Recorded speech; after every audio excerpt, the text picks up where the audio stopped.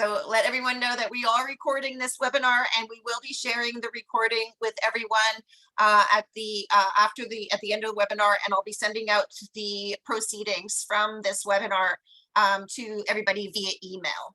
So welcome to the CELA Municipal Climate Authority's Legal Analysis webinar. Really glad to have Canadian Environmental Law Association and Jacqueline from the Canadian Environmental Law Association here to join us. Thank you so much for joining us and for all those amazing legal briefs as well. So I did want to do a land acknowledgements. Clean Air Partnership acknowledges that the stolen land on which we operate is the traditional territories of the Mississaugas of the Credit, the Anishinaabe, the Chippewa, the Haudenosaunee, and the Wendat peoples. These sacred lands are covered by the Dish with One Spoon Wampum Belt Covenant, which is an agreement forged between the Anishinaabe Nation and the Haudenosaunee Confederacy to peaceably share resources and protect the value of the Great Lakes ecosystem. At Clean Air Partnership, we recognize that many Indigenous peoples are particularly vulnerable to climate change and will be faster and disproportionately impacted by its effects. Through our work, we are committed to disrupting ongoing approaches, committed to advancing ongoing approaches to climate governance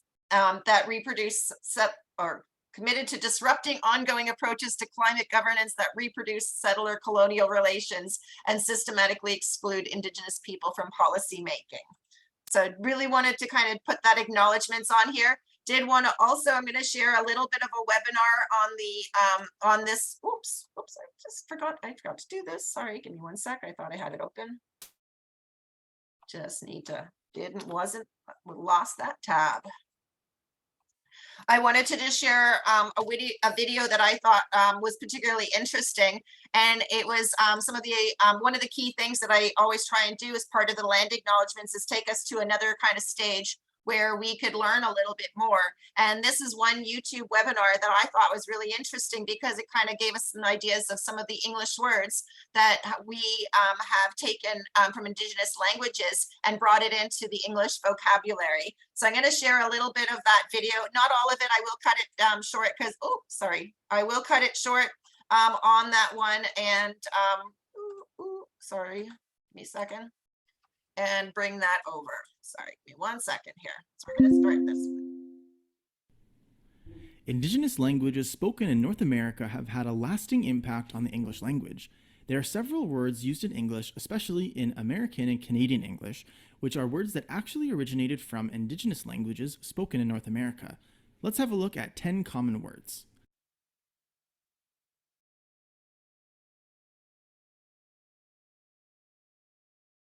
Our first word is caribou. Caribou comes from the Mi'kmaq word, which means it shovels snow. In many of the Algic languages spoken in Canada and the United States, sentences are very verb-focused. So instead of naming an animal, words are just used to describe what action it performs. It shovels snow is the Mi'kmaq word for caribou. This word actually entered into French first, who have had strong historical ties with the Mi'kmaq, and then English borrowed it from French. Next is caucus. The word caucus comes from the Powhatan language meaning advisor. The Powhatan language is now extinct, but it was spoken by Anishinaabe peoples whose traditional territory is now Maryland and Virginia in the United States. Number 3. The word moose, an animal which is so often associated with Canada, comes from the Eastern Algonquian languages and it means it strips. Just like the word caribou, the name of the animal describes what it does, since moose strip their antlers every year. For this reason, English doesn't have a plural form of the word moose, since moose actually comes from a verb. Because English speakers settled all throughout the traditional territory of various Eastern Algonquian languages, like the Massachusetts, the Narragansett, the Penobscot, and the Abenaki, it's possible that the word entered into English in different places throughout North America by many different Indigenous groups using their own version of the word to describe the animal. Number 4, pecan. Pecan comes from several Algic languages, just like moose, so it's unclear which specific language it came from, but we do know that it came from one or many languages in the Algic language family. Pecan means hard nut. Our next one is raccoon, which also comes from the now extinct language Powhatan, formerly spoken around Maryland and Virginia in the United States. Raccoon meant he scratches with his hands, which makes sense since such a defining characteristic of the raccoon is their human-like hands. Number 6 is skunk. For obvious reasons, the word skunk means he who urinates. The word skunk comes from an Eastern Algonquian language which is most likely Abenaki, a severely endangered language spoken around southern Quebec and northern New York on the American-Canadian border. Our next word is toboggan, which is a Mi'kmaq and Abenaki word for vehicle. Another word for toboggan used outside of North America is sled or sleigh. Number 8 is kayak. This word comes from the Inuvialuktun word for a man's boat. Inuvialuktun is spoken in northern Canada by the Inuit in the territory of Nunavut and the Northwest Territories. Number 9 is the word Sasquatch, also known as Bigfoot. Sasquatch comes from Halkomelem, a language spoken on the west coast of Canada. Halkomelem has a few hundred speakers, although there are almost 20,000 Halkomelem people in the region. The Halkomelem people have a legend about Sasquatch, which is how the word entered into English. Next, the word squash. Prior to the arrival of Europeans in North America, the word squash did exist in English. However, only in the meaning to squish something. The word squash, referring to the vegetables, came from the Narragansett word for squash.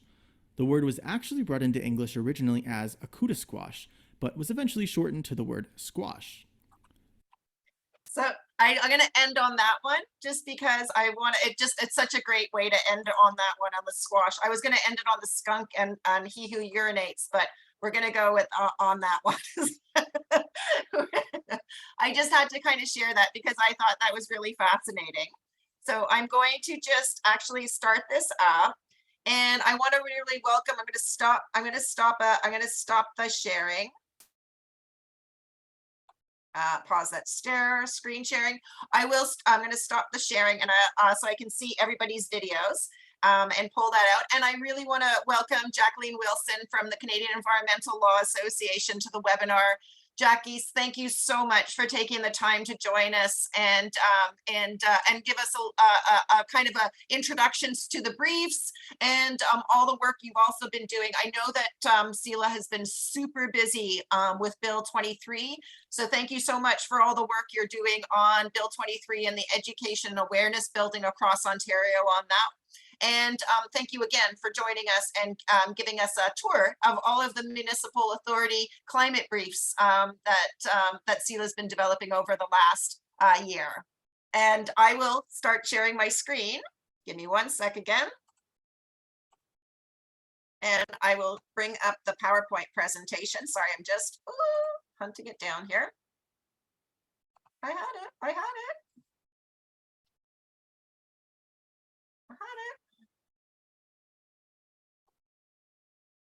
Closed it. Sorry. That's okay. Here we go. Closed it by accident. And I will put it into slideshow format. And thank you so much, Jackie, and take it away. Thanks, Gabby. So as Gabby mentioned, I'm a lawyer at the Canadian Environmental Law Association. We're an Ontario legal aid clinic. We're one of the specialty clinics, and we focus on environmental justice and environmental health. We do litigation, law reform, and public legal education. And the project I'm going to speak about today is our law reform project on climate change in vulnerable communities. When we're thinking about climate change and the impacts on low-income communities, I tend to think about it in two categories. One, we're concerned about and trying to design our policies in a way so that low-income, vulnerable communities aren't disproportionately impacted by the policies. And then we're also thinking about ways to make sure that low-income and vulnerable communities can participate in benefits and programs that are being provided and created to help address the climate crisis. Many of the effects of climate change, as we all know, are felt at the local level, including issues like extreme heat, exacerbated by urban heat islands and flooding, for instance. All right, Gabby, if you can move to slide 3. The first resource that I wanted to bring to your attention is a legal memorandum that we have up on the CELA website, which looks at municipal powers to address climate change. The scope of municipal powers to address environmental issues, and in particular climate change, is quite broad, perhaps broader than is widely understood. A key decision to know about is the Spraytech and Hudson decision from the Supreme Court in 2001. That case came about as a challenge to a bylaw adopted by the town of Hudson in Quebec, used to restrict the use of cosmetic pesticides. And two pesticide companies at that time were charged with violating the bylaw and challenged it as ultra vires, or outside the jurisdiction of municipal bylaw power. The Supreme Court upheld the bylaw and made some important findings. I'm going to list a couple of them for your reference. At paragraph 19, the court noted that the Quebec Cities and Towns Act enables municipalities to secure peace, order, good government, health, and general welfare in the territory of the municipality. And the court also noted that omnibus provisions like that are helpful for allowing municipalities to respond to new challenges facing local communities without requiring an amendment to provincial enabling legislation.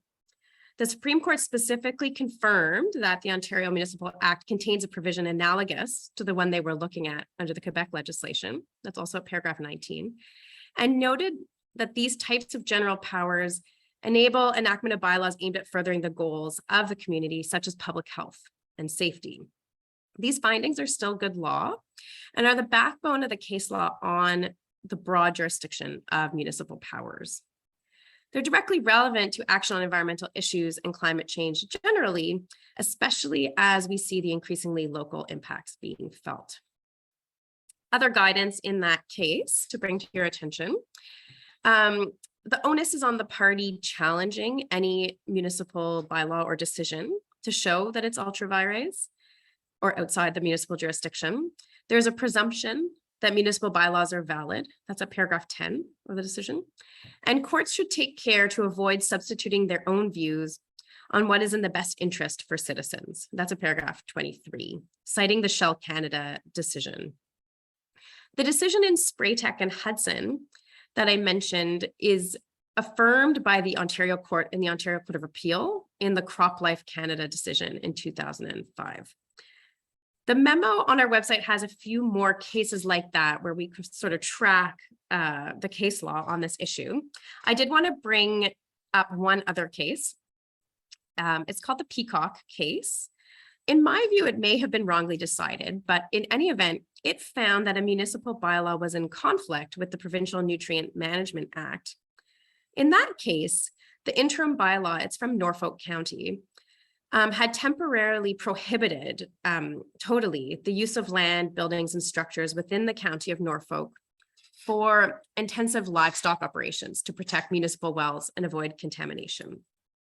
The Peacocks had obtained approval under provincial statute. And so the Court of Appeal found that in that case, the complete ban on this type of land did not meet the impossibility of dual compliance legal test, and that the bylaw was found to be inoperative. I'd note that in most cases, with respect to climate action, municipalities are not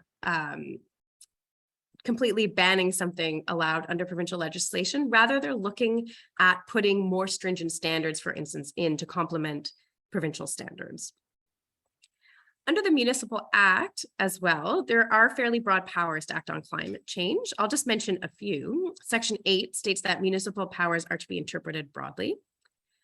Section 10 sub 2 and 11 sub 2 look at bylaw powers relating to economic, social, and environmental well-being, including climate change. And there are other specific authorities, for instance, relating to green roofs at section 97.1 in the Municipal Act, or for tree bylaws at section 135. Because Bill 23 might be top of mind for everyone thinking about green action and climate action at the municipal level, I'd note that all these authorities that I've mentioned, including the cases, are outside of the site plan control powers. There are other authorities for dealing with climate change through bylaw powers in particular. On slide 4, I move into some of the specific proposals that CELA is looking at. Oh, sorry, before I mention that, there is no wording in the Ontario Building Code or the Ontario Building Code Act, which would prevent a municipal bylaw from imposing complementary or stronger building standards. And I did want to mention that. And to draw your attention to section 15.1 of the Ontario Building Code Act, subsection 3, and I've put the wording up on the slide. It states that a council of a municipality may pass a bylaw to do the following things if an official plan that includes provisions relating to property conditions is in effect.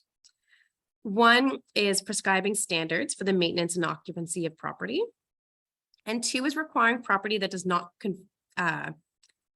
conform with the standards to be repaired and maintained to conform with the standards.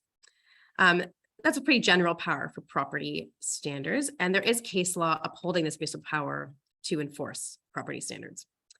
So turning now to our specific proposals on slide 5. The first issue we looked at was green roofs. The full report is again on our website, and I'd encourage you to look at it. Green roofs provide a lot of benefit. They're a bit of a miracle cure when you take a look at it for what they are. They assist with stormwater management, especially in areas with aging infrastructure. The issue is that impervious surfaces like sidewalks and paved roads and parking lots cover a lot of our urban landscapes and decrease water absorption. And so one of the main benefits of a green roof is that rainwater is taken up and retained by the vegetation, reducing some of the runoff during those big rain events and corresponding flooding. In the summer, green roofs can retain 70 to 90% of the water they receive. And in the winter, it's somewhere between 40 and 50%. Other benefits include decreased sewer overflows for our municipalities struggling with the systems that overflow regularly, and decreased erosion due to runoff. And green roofs can contribute to reduced energy usage. So they act as insulators in the winter and summer and can act as a climate mitigation measure as well because of that. I'll note that we did look at some of the white roof programs that exist in other jurisdictions, which basically involves painting roofs white. They're easier to implement, less expensive, certainly, but they do help to cool down buildings in the summer. So that's a big benefit of them, but they're reflective in the winter too, and actually can cause increased energy uses in the cold months because of that. So our recommendation, once we sort of took a look at that in general, was to go with really prioritizing green roofs. I'll speak more about the urban heat island effect when I talk about tree cover in my next recommendation. But another large benefit of green roofs is also contributing to dampening the urban heat island effects. So in our report, we've recommended municipal bylaws to require green roof construction on new and existing buildings with a minimum gross floor area of 2,000 meters squared. One of the key concerns in terms of the ability of buildings to retrofit for green roofs is a weight constraint. And so we're aware of that and have noted that in the report. And otherwise, our view was that a cash in lieu payment could be made to a city eco roof type incentive program to help widespread coverage of green roofs in municipalities. We've included a model green roof standard, which we've adopted from the Toronto Green Roof Construction Standard, which deals with some of the more technical aspects of the green roof standard. And you'll see that in the report as well. Okay, the next slide is is looking at urban tree cover. So as I mentioned, the urban heat island effect is really a significant issue for human health and vulnerable communities in urban environments as well. It can amplify heat waves, of course. And in Quebec, for instance, it was determined that the majority of people who died in the heat wave in 2018 lived in urban heat islands. Planting urban trees is both a climate mitigation strategy and an adaptation strategy, because it combats rising temperatures, of course, and mitigates energy needs by making the surrounding area cooler. The scientific literature has also established that green infrastructure is more prevalent in neighborhoods with higher socioeconomic status. So there's a real equity concern underlying where there is good tree cover currently and all the benefits that that provides, and where there isn't.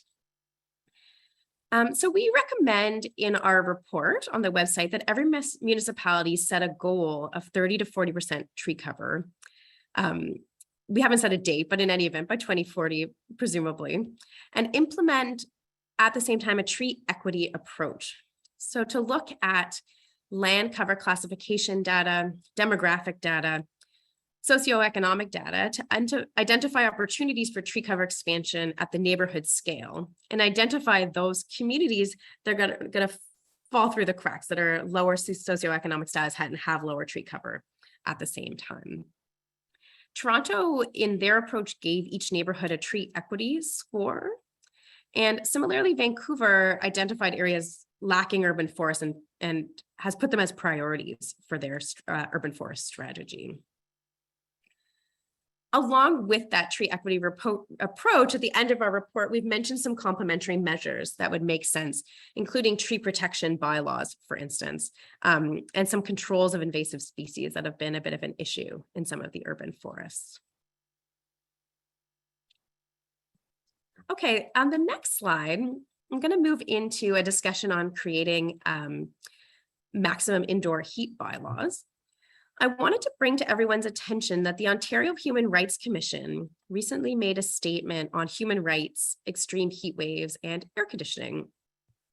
And they recognize that access to cooling during extreme heat waves is a human rights issue, that there's a disproportionate impact of extreme heat on groups protected by the Human Rights Code, and that it should be recognized as a vital service under the Provincial Residential Tenancies Act, and that it should be implemented along with improvements in air quality, provision of shade, and reduction of urban heat island effects. So the types of things we've just been talking about, like better tree cover and green roofs.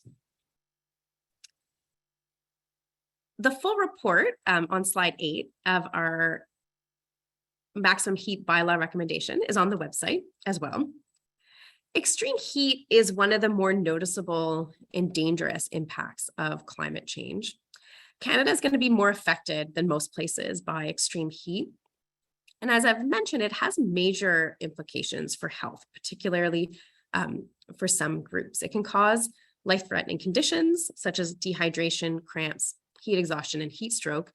And it affects certain vulnerable populations in particular, including seniors, infants and young children who aren't as able to regulate body heat yet, individuals with chronic illnesses and mobility challenges, and people taking certain medications. You can kind of look up a list of medications, but there are certain medications that make it more difficult to regulate body temperature.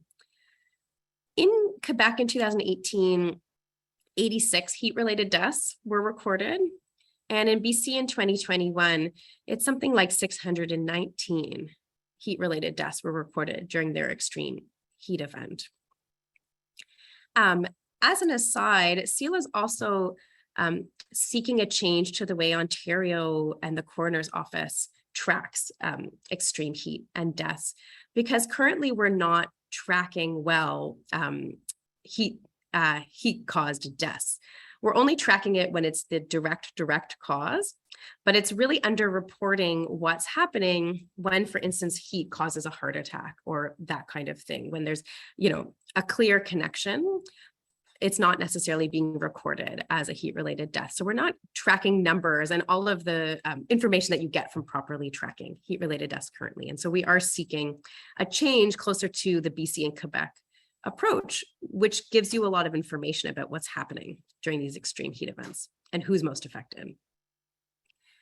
The breakdown of deaths from the BC heat wave, for instance, when they looked at the data after that event, is really striking.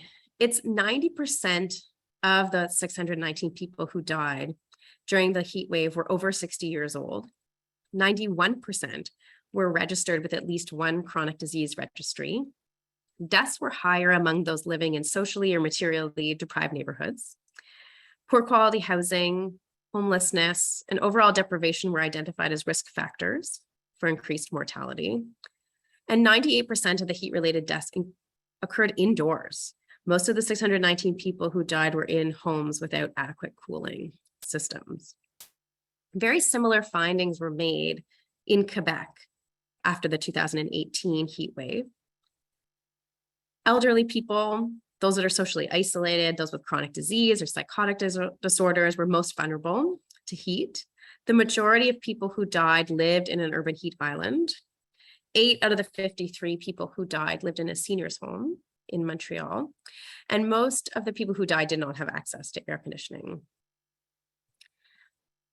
One thing that was top of mind for CELA when we were recommending where to go or how to do it to address this big issue is that most of the people that are most affected by extreme heat aren't well served, for instance, by public cooling centers.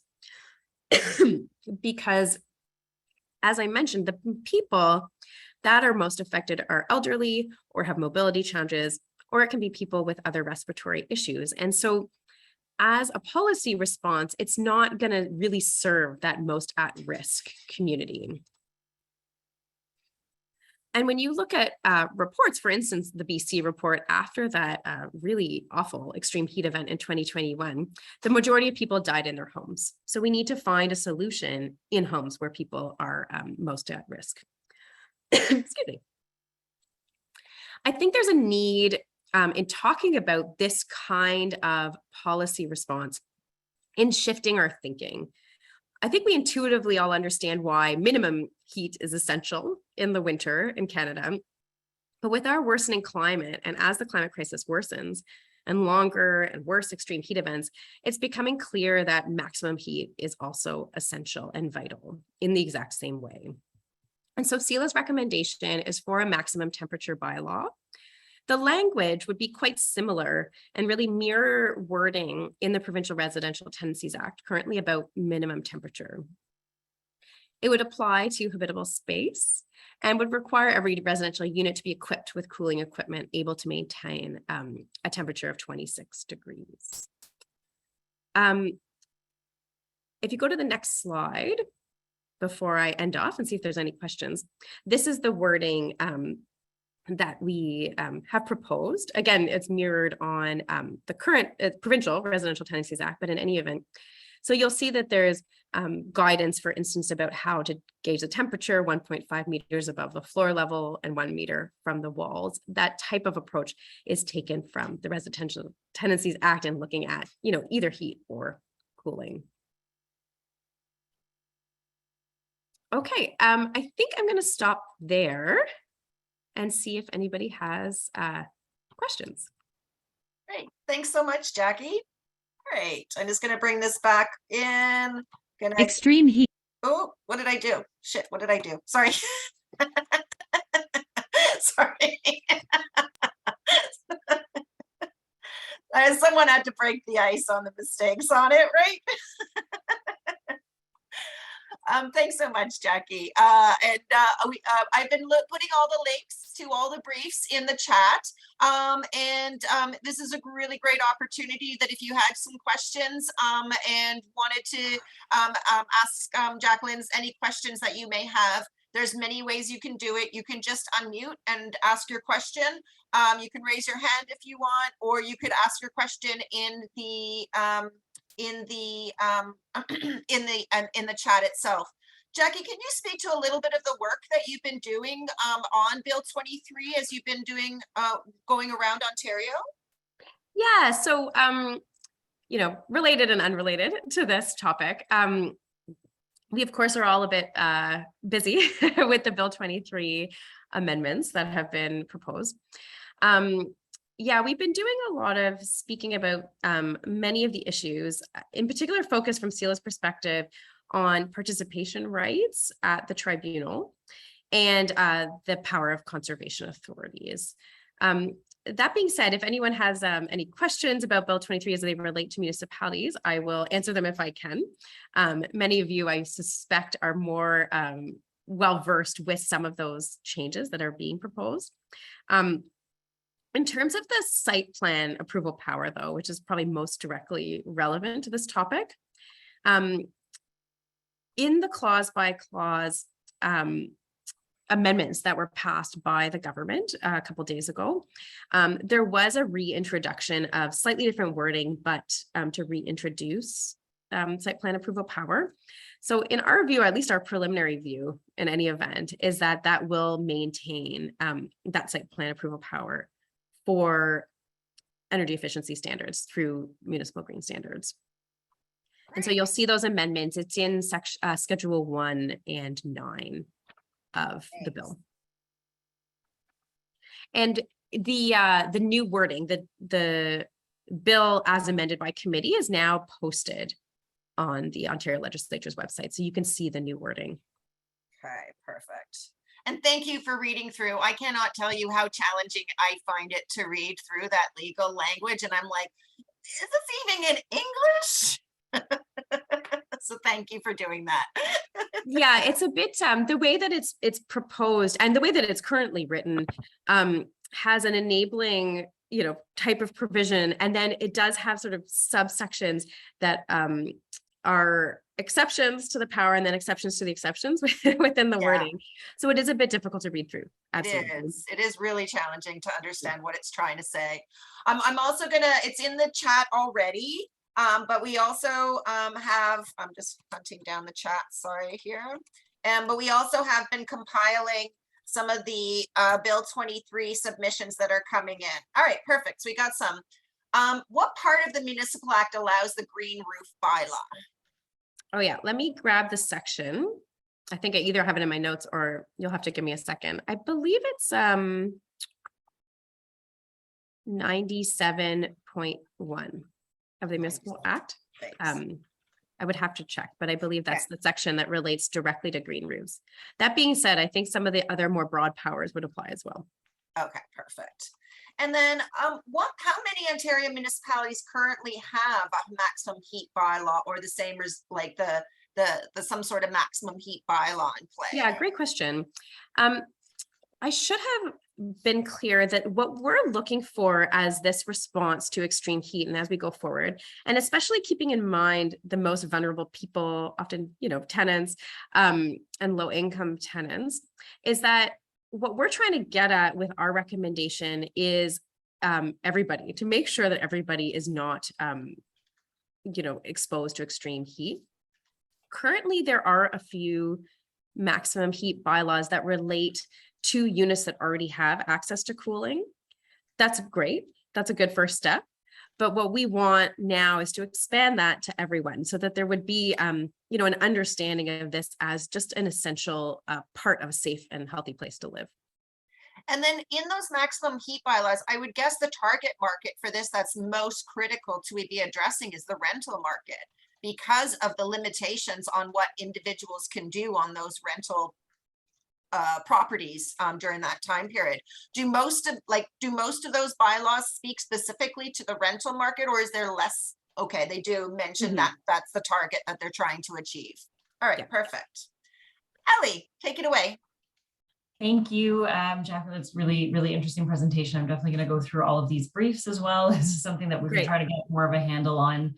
That's great to hear the reference to site plan control. I'd heard that they'd introduced some revisions, but that it was still quite watered down, that it would only allow for, it was quite specific just to green roofs. But your understanding is that it would still apply more broadly to site plan control and being able to implement energy efficiency provisions as well.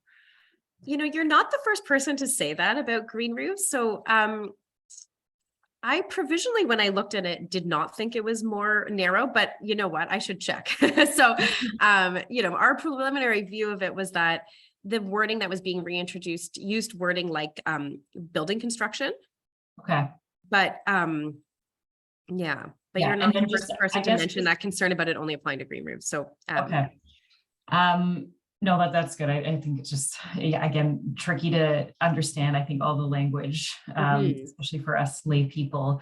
And then I guess just following on that, with the green standard, obviously energy and emissions is sort of one component, but we do have, we want to speak to tree canopy and stormwater and all these other things more broadly. Is your understanding that those, that we can require those things outside of site plan control? Like this is something that's still, is it really the energy and the building energy and emissions piece that's most affected by site plan control, whereas some of those other, green infrastructure, stormwater, kind of those other broader metrics, transportation, we can still require regardless of changes to site plan control. Yeah, Yeah. so I think keep in mind that the site plan control is only one tool the municipalities have. And in that memo, we weren't focused on site plan control in particular, Mhm. actually. We were looking more broadly at bylaw powers and the case law, looking at the broad spectrum of municipal powers. In particular, the Municipal Act now even mentions climate change under bylaw powers. So there's a real, a real hook for bylaws. So that's different than site plan control, but it's a tool that, it's like a more common tool really, that municipalities can use to address many of these issues, maybe all of them. Yeah. Yeah. Okay, thank you. And one of the things that I think is really particularly important on these briefs, one of the things that I think is super powerful with them is a lot of times when municipal staff, climate staff are meeting with their legal folks to kind of understand how they interpret the municipal authorities, having that CELA legal brief is really, really important to empower the staff person to advance a kind of much more constructive dialogue with their legal folks for these conversations on what municipalities can and cannot do. So it does really empower the municipal staff, in particular municipal climate staff, to engage in a more robust discussion with their legal folks. That's the goal. I hope others feel that way too. Yeah, the case law is really, it's pretty narrow in a way about what would constitute a conflict between a federal or provincial law and a municipal bylaw. It's really about this impossibility of dual compliance. So if one thing is saying X and you really can't do, Y at the same time, then that's what they're trying to get at with the conflict case law. But it's also very clear in the case law that the Supreme Court in that Spraytech decision, just sort of a watershed decision about municipal powers on the environment, said, look, it should be interpreted broadly. There's room for everybody. It's not, it really was the opposite. It's really a push towards broad, expansive municipal powers. Yeah. And I don't know if other people have been starting to have those conversations with their legal folks on climate change bylaws or anything like that. But that's one of the areas that we think would be really interesting. I know I've also received some emails and questions from folks on green roof bylaws and what municipalities in Ontario have been advancing them. I know that a number of municipalities are having discussions internally, but thus far we're still only with the City of Toronto, who has a green roof bylaw. But the Municipal Act that was adopted in, I think, 2016 or 2017 gave all of those green roof bylaws to all municipalities in Ontario. But there was a little bit in the fine print, again, with the legal kind of the language that they use, requiring standards for green roofs to be developed as part of the green roof bylaw authorities. Now, the province was kind of putting in, it sounded like in their writing that the standards would be coming from the province, but yet we haven't gotten those standards yet. But we do have standards that have been in place for well over a decade that has been developed with industry consultation and expert advice from the City of Toronto. So there really do you think that there's anything stopping a municipality from using that City of Toronto green roof standard requirements and guidance document and bringing it into their own municipality as a document to help kind of guide the green roof bylaw? No, I think it's a great idea because it has already, it has some of the technical components, right, that you need. Exactly. There's a lot to it of green roofs, it's very interesting and there's a lot of technical requirements to it. And those have been developed with an understanding of the Ontario Building Code requirements as well. So I would recommend using them, use what's already been done. Perfect, great. Okay, so out of curiosity, it's great to see that Ontario has these enabling legislative tools. Any recommendations on applying this to the Alberta context? I don't have a great answer. I don't know a ton about, municipal law in Alberta and what that legislation says. But what is nice in the Ontario context is this, there is even a provision I mentioned earlier in the Municipal Act, specifically in the Act, saying that the power should be interpreted broadly, right? That's kind of one of the general early sections of Section 8 of the Municipal Act. And I think that's important, right? It sets the tone for how all those powers that follow should be understood. Great, thank you. And then are there any other questions? for Jacqueline. Any questions? One of the reasons that we're very keen on this project because we think it's extremely important, but Me there's too. also a lot of interest and excitement, I would say, at the municipal level about climate action. There's a lot of really good people working on the issue. And we'd be happy to work with anybody and get these, issues moving. But I think it's really an opportunity to make a lot of progress, get going on climate mitigation and adaptation. Yeah, absolutely. And I'm still super excited by the climate change bylaw authorities because they really do seem that it's up to the municipality to decide how they want to use their climate change bylaw authorities. It does seem very broadly kind of available. There's a broad range for and flexibility for the municipality to decide how they think that they would it'd be of most value to use their climate change bylaw authorities. So there's one question that we were kind of wondering about, and we were doing some consultation. Could it be used to advance an energy labeling program? And you're like, you look at the writing and you're like, well, it seems if that's what a municipality wants it to do and thinks that it has achieved the goals on it, minds that could be it, right? But even though we have been kind of having conversations that it would make a lot more sense to advance an energy labeling program at the provincial level. However, if we're not getting the gains we need at the provincial level, the same sort of thing along the philosophy of like green development standards or the pesticide bylaw, which is municipalities can take that leadership position, advance that within their own community, and then by taking on that leadership at the municipal level, they set the stage for many other municipalities to join them. And when you get a critical mass of municipalities who have advanced this, it opens up the door for provincial implementation across the board. It's the same way that we got the pesticide bylaw at the provincial level after a number of municipalities put it in within their own communities. Yeah, absolutely. The pesticides bylaw is a great example of local municipal action, taking the first step, doing something good for health and environment. And then it was adopted across a few municipalities first and then at the provincial level. Perfect. So if there's one more question I see that's here. Thank you from Lynn. We do have an action in our adaptation plan to look at the feasibility of requirements for keeping indoor temperatures from exceeding a maximum threshold. Your work should assist us in this. So thank you. Great. I'm really happy to hear that. And I'm just going to launch a poll just to get an idea if people are what kind of value and questions people might have from this webinar. So we're just, if you can kind of provide your input on that one. I want to thank Jackie. Thank you so much, Jackie, again, for all of your work on the legal briefs. I know that CELA has been working super hard over the last year with all of the staff that have been developing this work. So thank you so much. Thank you. And if you have any questions or want to collaborate or anything, feel free to reach out. All right, perfect. I'll put, is it okay if I put your email on the email that goes out with the proceedings and then people can get in touch with you if that's okay? Yep, absolutely. All right, perfect. Thanks so much, Jackie. Thanks, everyone. And I'll send you out an email with the proceedings. Share that with others in your municipality who you think should be interested or are interested. And thanks, everyone, and have a great day. Take care.